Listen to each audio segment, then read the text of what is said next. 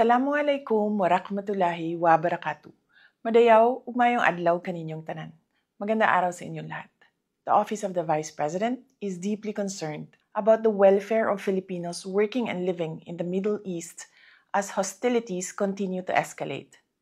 As a nation, we should come together in prayer for the safety of our kababayans, even as we hope for the expeditious and peaceful end to the conflict.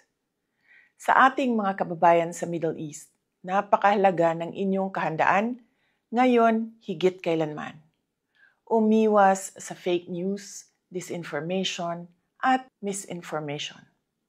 Tiyaking nagmumula sa mapagkakatiwalaang media group ang mga impormasyon hinggil sa mga kasalukuyang pangyayari.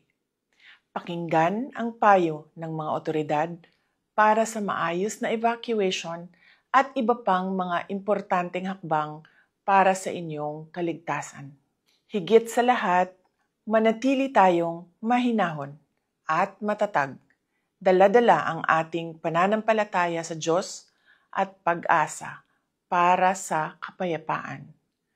To all the governments involved in the conflict, we hope that you will always uphold the norms that safeguard humanity during these challenging times. Sabay-sabay nating pangalagaan ang buhay at kinabukasan ng bawat Pilipino. Syukran.